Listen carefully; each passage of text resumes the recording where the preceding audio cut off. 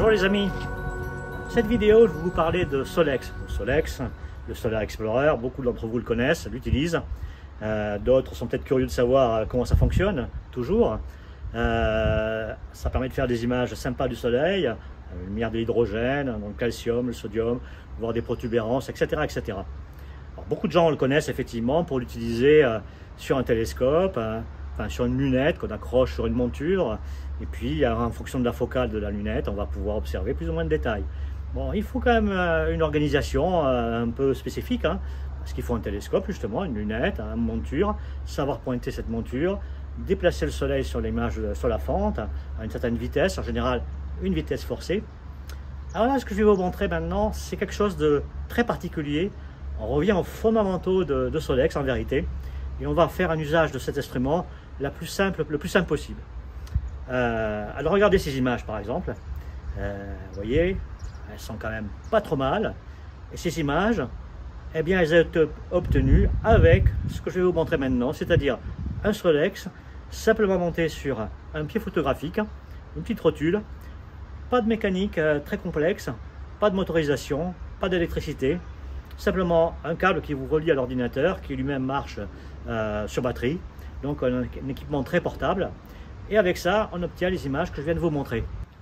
Alors comme j'ai pu le dire, on utilise souvent Solex au foyer d'une lunette, elle-même portée par une monture équatoriale. C'est très efficace. Alors, regardez par exemple ici, je vous montre quelques images du stage AIP qui s'est déroulé fin octobre 2024 à Vaison-la-Romaine, dans le merveilleux site de Fred Scharfy. AIP a donné la possibilité de présenter Solex dans le contexte d'un stage. C'est d'ailleurs le premier stage Solex qui a jamais été réalisé. Beaucoup de monde, beaucoup de succès, très sympa.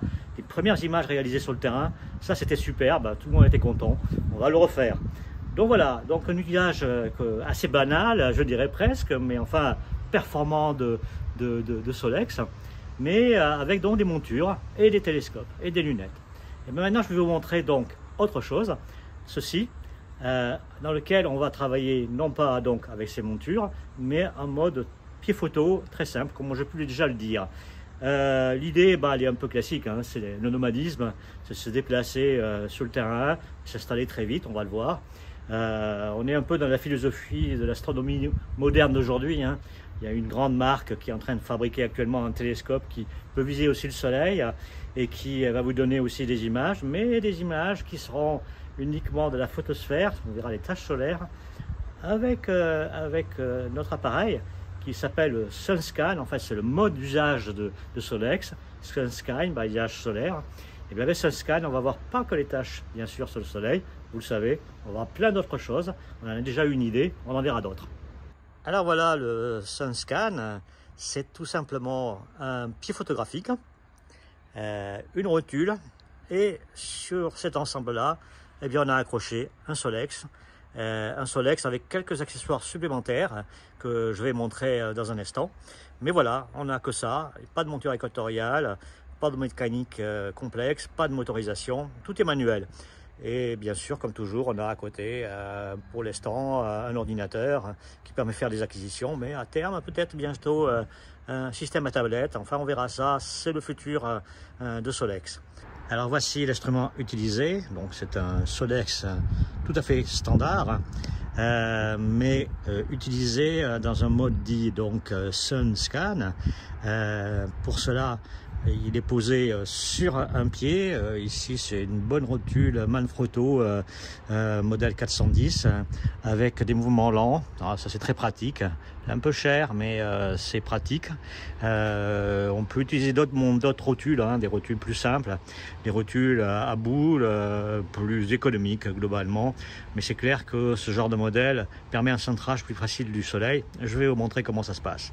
Et puis à l'avant donc du Solex, eh bien on va trouver un objectif ici, qui est un objectif, à l'occurrence ici c'est un chercheur Skywatcher de base, là aussi, mais que j'ai scié parce que j'en avais plusieurs, c'est pas très cher, et je l'ai scié pour le monter dans un tube fait en impression 3D, et donc la focale est de 180 mm, donc c'est la distance qui va entre l'entrée de l'objectif et la fente qui se trouve ici. précisément. Et donc voilà, donc c'est la configuration que j'utilise. Donc le télescope finalement se résume à un chercheur. Alors en plus, il y a un cube de guidage qu'on utilise normalement pour les étoiles qui a été monté ici. Juste à l'avant de la fente est ici. Elle renvoie la lumière à cette fente sous un angle de 30 degrés vers un miroir secondaire qui se trouve ici, un miroir plan.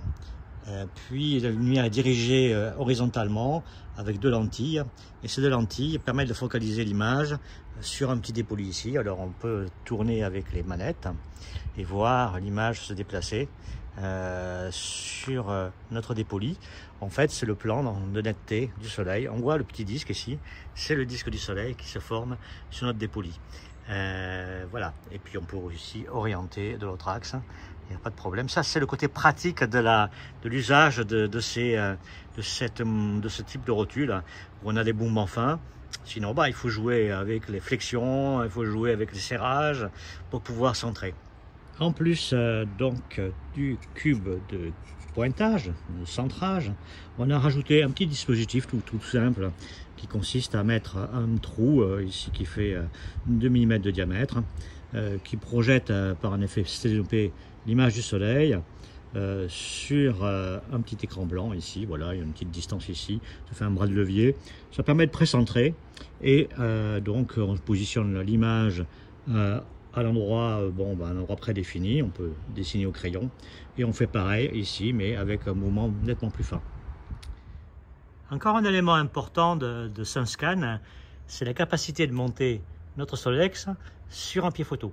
Alors pour ça, on a ici une interface qui est en fait un rajout, c'est une option on va dire, avec un pas Kodak, une vis pas congrès, enfin classique en photographie, qui permet de monter ça sur un pied. Bon, ici on a ajouté une barre supplémentaire pour faire un équilibrage, mais c'est pas strictement indispensable. Alors écoutez, voilà, ça c'est vraiment important, c'est un peu la clé de tout le concept finalement. Alors le montage, vous pouvez le faire vous-même sur votre Solex. Il faut bricoler avec les trous qui sont disponibles. Ici, c'est un montage qui a été imaginé et imprimé par Azure 3D Print, donc par Vincent Duchesne, sur la version numéro 2, disons, mécanique de Solex, qui est une version un peu plus finie, plus précise à régler, plus simple. Et donc c'est un joli travail fait par Azure 3D Print qu'on a ici. Quand je tourne la molette ici, je déplace le soleil, mais je le déplace devant la fente. Et ce qui se passe sur l'écran, ce qu'on voit, c'est que effectivement, je déplace l'image, je le balaye en quelque sorte, mais un mouvement rapide.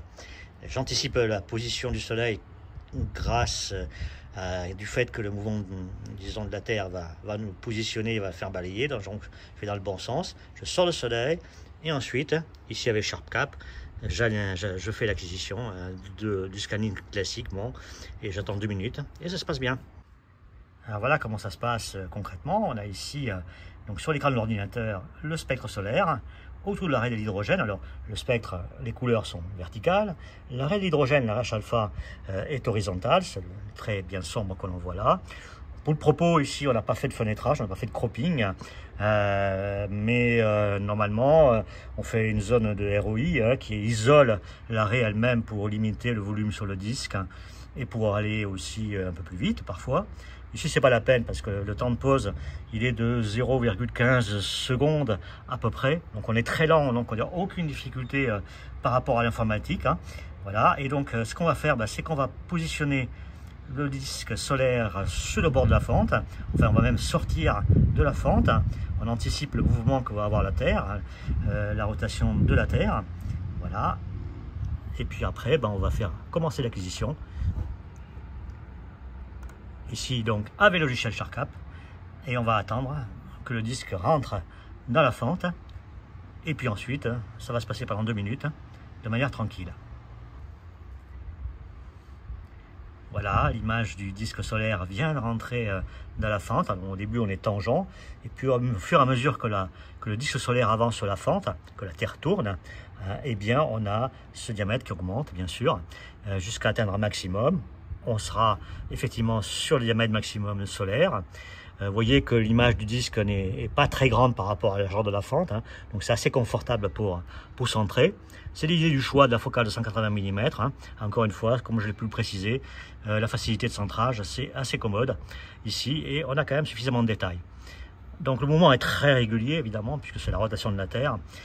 Si on ne marche pas sur des dalles, ou si on ne sous-coupe pas le pied, on aura vraiment automatiquement, on voit une tache solaire qui vient d'apparaître, on aura automatiquement quelque chose de très très propre, sans souci mécanique, sans vibration, sans résonance mécanique, etc., etc. Encore une tache qui passe. Il y a aussi un glissement horizontal. C'est pas grave, on a anticipé un peu ce mouvement, la fente est suffisamment large. C'est ce qui va faire que l'acquisition va donner en brut une image un peu allongée et surtout inclinée. Le logiciel INTI de Valérie Desnoux va vous redresser tout ça. Il n'y a pas de problème. Alors voilà, on arrive à la fin. Le soleil va partir de l'autre côté. Il s'est passé 2 minutes, hein, j'ai accéléré un petit peu.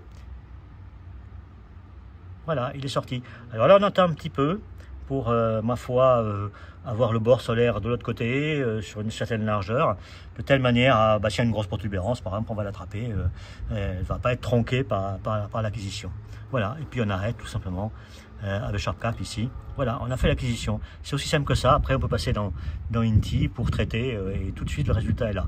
Donc, en fait, le cycle de centrage, acquisition, c'est à peu près 2 minutes et demie à 3 minutes, tout au plus, pour faire notre image solaire sans vraie difficulté. Alors, il y a d'autres spécificités, hein. On voit à l'entrée ici de l'objectif donc Skywatcher, qui à la base fait 50 mm de diamètre. Alors c'est excessif, pas la peine d'avoir un diamètre aussi important. On ne va pas viser une résolution qui va permettre d'exploiter ce diamètre-là. Globalement, c'est pas utile, c'est trop ouvert d'ailleurs pour l'instrument Solex. Donc à l'avant, on va trouver un diaphragme ici qui fait 25 mm de diamètre en l'espèce, ce qui va faire, compte tenu de la focale de 180, une ouverture de 7, un petit peu plus, 7,2, ce qui est une ouverture de faisceau pour entrer dans Solex, qui est parfaitement adéquate, enfin c'est même presque l'idéal, et donc ça va donner de jolies images, malgré la petite focale quand même, bon 180 mm, mais voilà, ça va donner des images correctes. Alors pourquoi cette focale là? Bien c'est parce que tout simplement si elle était plus longue, le centrage serait nettement plus compliqué, hein, ça serait plus difficile de positionner le soleil. Et donc c'est un vrai compromis entre cette difficulté de centrer le soleil. Bon, la fente est largement assez grande pour contenir le disque, hein, mais c'est plus le problème du centrage qui peut être difficile, surtout avec des rotules de pieds moins robustes que celui-ci. Donc c'est un compromis entre cette facilité de pointage et la netteté du disque, enfin en tout cas les détails que l'on va voir dessus. On peut utiliser des objectifs focales plus courtes, hein, c'est tout à fait possible, ce qui va donner encore une facilité supplémentaire de centrage, tout en donnant des images correctes. Par exemple ici, on a avec l'objectif de 185 mm qui se trouve normalement en tant que collimateur ici, on en prend un deuxième, on le retourne, et plutôt qu'une focale de 180, on a 125 mm. Et ça donne quand même des images très correctes du soleil, malgré cette petite optique qui est très légère, donc on a un instrument encore plus compact. Alors bien sûr, comme toujours en observation solaire, il faut penser à atténuer le flux. On utilise une densité neutre devant l'objectif. Pour un scan, cette densité doit faire 3 en valeur. On peut éventuellement utiliser du 2,7, 2,8, hein, il y a un peu plus flux, mais 3 c'est très bien, et en plus c'est une valeur assez standard et très commode. Comme le diamètre ne fait que 25 mm, on va trouver ces filtres de manière très courante chez les revendeurs. On les met en général devant des oculaires. Éviter, ou même pas possible d'ailleurs, d'utiliser l'Astrosolar 3,8, hein, ces feuilles très minces, parce que justement ça atténue trop par rapport aux besoins, donc malheureusement c'est pas utilisable. Donc pensez à une densité de 3. Alors, techniquement, bien, on a fabriqué une petite rondelle, toujours grâce à l'impression 3D, décidément bien pratique, avec donc le diaphragme et un filtre qui est positionné à l'intérieur. Bon voilà, il est monté avec un bout de ruban adhésif métallique. Bon, ça reste encore une fois très rudimentaire, très rustique, mais très efficace. Alors on voit ici l'objectif de 50 mm du Sharp Skywatcher, encore une fois diaphragmé. L'idée est toujours la même, c'est quand on regarde l'image du soleil, eh bien, il faut avoir ses bords bien nets. Avec cette focale-là, même, on arrive à voir la dentelure sur la fente, on voit l'effet Doppler, ce qui permet d'améliorer aussi la précision, disons, avoir une meilleure sensibilité sur la focalisation. Donc c'est vraiment très simple là encore, et surtout ça apprend vraiment de manière très tranquille comment on manipule un Solex sans trop de risques, sans se poser trop de questions. C'est très intuitif. C'est une bonne école après pour aller sur des instruments plus gros, monter l'ensemble sur une vraie monture, si on le désire, pour avoir évidemment une focale plus longue, mieux détaillée de la surface du soleil. Mais déjà là, on a tous les réflexes qu'on doit avoir pour bien utiliser un Solex. Les réglages sont simples. On a vu qu'il fallait centrer l'image du soleil par rapport à la fente avec le petit viseur sur verre dépoli ou papier calque. Et puis, il y a un autre réglage quand même, c'est la focalisation de l'image du soleil sur la fente, de telle manière à ce que cette image soit bien sûr la plus nette possible et donc avoir des détails sur le soleil les plus fins possibles aussi. Alors, tout simplement, on se sert ici, alors c'est bien commode ici avec ce fameux chercheur Skywatcher sacrifié à l'occurrence ici, pour la cause. On a utilise ici la petite bague qui permet d'avancer et de reculer l'objectif. En fait, on le visse, on le dévisse, on peut le coincer. C'est très simple là encore, mais c'est efficace et ça donne vraiment une sensibilité tout à fait correcte. D'autant plus correcte qu'on a diaphragmé aussi à f/7 environ. Donc on a une certaine latitude de mise au point. Donc c'est très commode. Le réglage de netteté de l'image solaire sur la fente peut même se faire sans viser le soleil. Il suffit de prendre un deuxième chercheur, comme celui-ci. Bon, marque Kepler, mais il y a plein de marques qui existent, sous-marques existent, donc c'est très largement diffusé.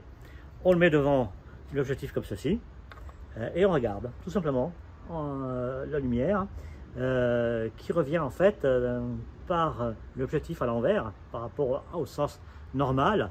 En fait, l'image de la fente est éclairée, la fente est éclairée par la lumière qui rentre par le dépoli ici, le petit papier calque, se réfléchit sur le miroir, éclaire la fente, et puis l'image en retour repart vers l'infini, enfin est censée être repartie vers l'infini. Et quand on regarde avec un chercheur qui lui-même est réglé sur l'infini, on voit très bien la fente et on ajuste la mise au point tout simplement, de telle manière à avoir quelque chose de bien net.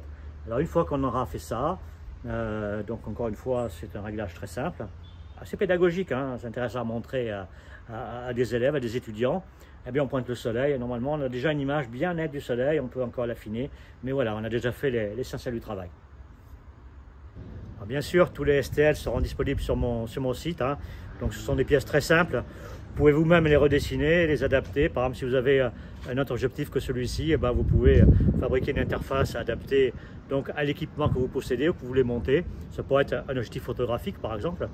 Vous pouvez aussi imaginer de carrément concevoir une rotule spécialement pour cette application. Bref, je fais confiance à votre imagination. J'espère que vous avez compris l'usage que l'on peut faire de SunScan. Un petit crayon de soleil, on est sur le toit de Paris, on a envie de shooter un peu le disque, voir ce qu'il y a dessus, voir les protubérances du jour. On installe tout ça rapidement et hop, on fait une image, c'est dans la boîte. On peut aussi s'en servir bien sûr parce que c'est léger, facile à transporter dans des contextes par exemple de rassemblement. Ici on est début octobre, du 6 au 7 octobre 2024 à l'Observatoire de Meudon. On est dans un lieu mythique parce que l'Observatoire de Meudon c'est l'astrophysique qui est né en France sur le solaire et même parmi les premiers au monde. On est à côté du Célostat qui fait une image quotidienne du soleil quand il fait beau sur Paris. Et on est là dans un rassemblement pro-âme où les professionnels nous ont invités à participer à un échange sur les programmes futurs possibles de faire ensemble. C'était vraiment très passionnant, il y a des choses géniales à faire. Et donc bien sûr l'occasion de montrer Solex dans ce lieu-là avec beaucoup de gens, toujours à l'intérêt aiguisé quand on voit cet appareil, quand on voit les images, la simplicité d'usage. Et ça fait un petit quelque chose.